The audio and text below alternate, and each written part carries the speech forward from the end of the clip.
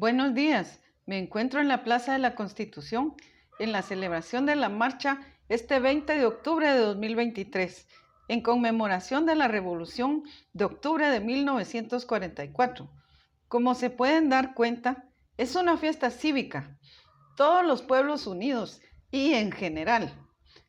El pueblo pide la renuncia de Consuelo Porras, Rafael Curuchiche y Freddy Orellana. Soy Gabriela Reyes.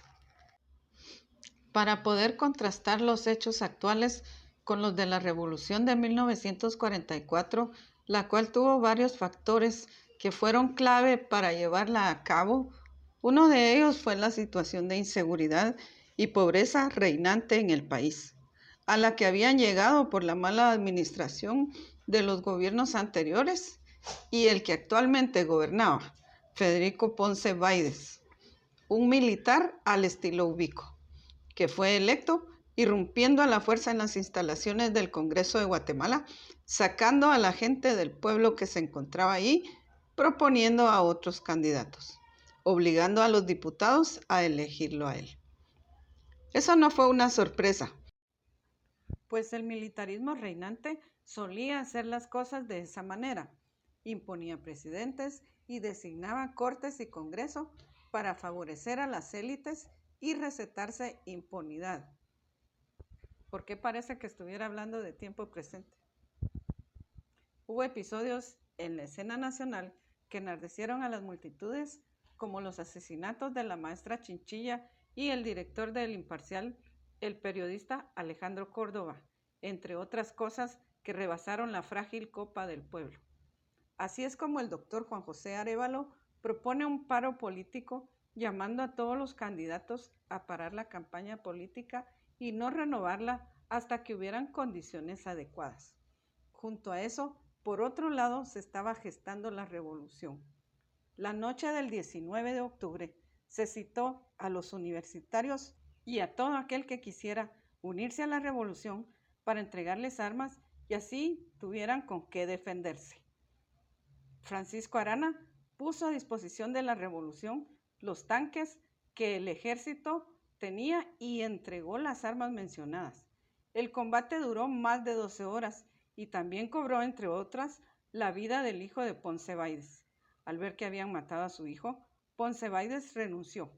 La revolución triunfó y como resultado tomó el poder el triunvirato de la revolución, como fueron llamados Jacobo Arbenz, Jorge Toriello y Francisco Arana. Después, el triunvirato cumplió su palabra de realizar elecciones donde el doctor Juan José Arévalo fue el absoluto ganador con el 86% de los votos emitidos y ganando las 76 curules del Congreso, empezando así lo que se conoce como los 10 años de la primavera de Guatemala. Entre los logros de la revolución destacan la creación del IRS, la emisión del Código de Trabajo, el voto femenino, la creación de la Universidad Popular, la creación del Banco de Guatemala, la primaria obligatoria, la Ciudad Olímpica, la Biblioteca y el Archivo Nacional, la Orquesta Sinfónica Nacional, la hidroeléctrica Jurún-Marinalá y el polémico Decreto 900, mismo que fue el causante del derrocamiento de Arbenz en un proyecto secreto de la CIA de los Estados Unidos llamado PV Success, en contubernio con la United Fruit Company, que encontró en el seno nacional de aliado a Carlos Castillo Armas y el Ejército de Guatemala.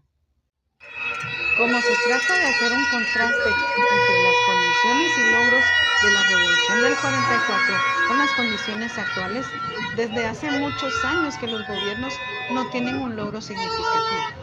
Pero continuando con la situación actual, todos sabemos que los logros del gobierno actual son nulos.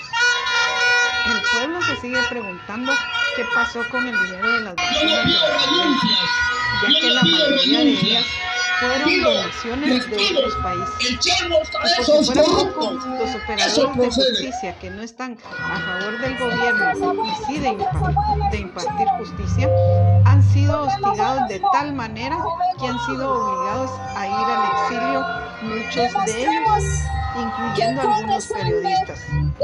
Los que se han quedado confiando en la justicia para aclarar su situación legal han sido encarcelados y es allí donde se encuentran actualmente. Así es que todos los logros de la revolución contrastados contra los del gobierno actual nos da un total de 0 en nuestro tiempo, tomando la paciencia del pueblo con los allanamientos a instalaciones del Tribunal Supremo Electoral en varias ocasiones, justificando su actuar en contra de las leyes constitucionales, secuestrando cajas de votos primero y actas de conteo de votos después, buscando las número 4 y 8, que son las que guardan la pureza del sufragio, como lo mencionaron los magistrados del TSE. Me encuentro con don Haroldo Sánchez, de Factor 4. Estamos en la marcha de la revolución. Don Haroldo, ¿cuáles son sus impresiones el día de hoy? Bueno, este es un día histórico. Creo que los guatemaltecos, el pueblo completo está despertando y con mucha dignidad está exigiendo un cambio en este país, hartos de la corrupción, hartos de gente que solo llega a gobernar para enriquecerse, mientras la gente, el pueblo, se está muriendo de hambre. El hecho de que seamos uno de los países con el mayor número de niños que mueren por falta de alimentación es injusto, y todo lo que estamos viendo hoy, repito, es el hartazgo que sienten los guatemaltecos. ¿Qué cree usted que el pueblo quiere hoy? El pueblo quiere democracia, quiere vivir con dignidad, quiere tener acceso a la educación, a la salud, a la vivienda y al agua potable. ¿Piensa usted que es factible que logremos eso? ¿Que logremos que los corruptos se vayan? Bueno, lo que estamos viendo hoy significa que sí se tienen que ir porque la gente lo está exigiendo. Denuncien los corruptos y para que se respete el voto. ¡Viva la lucha! ¡Viva la unidad y resistencia de los pueblos! ¿Qué le exigimos a Consuelo Porras, a Curuchiche, a Freddy Orellana y Cintia Monterroso, que renuncien por golpistas y corruptos? Hoy, así como estamos, deberíamos de mantenernos permanentemente los sábados y domingos, hasta que renuncien los corruptos y para que se respete el voto, la soberanía. Por eso es que los 48 cantones el 2 de octubre convocaron a manifestar a todo el pueblo de Guatemala. Así fue como se realizaron los bloqueos del mes de octubre, a los que se les tuvo que dar pausa por haberse acabado los insumos en varias comunidades del país. La marcha del 20 de octubre culminó con la participación masiva de universidades, sindicatos, colectivos y ciudadanos que quisieron unirse para pedir lo mismo que se pide desde hace mucho: la renuncia de Consuelo Porras, Rafael Curuchiche y Freddy Orellana. ¿Renunciarán? Solo el tiempo lo dirá.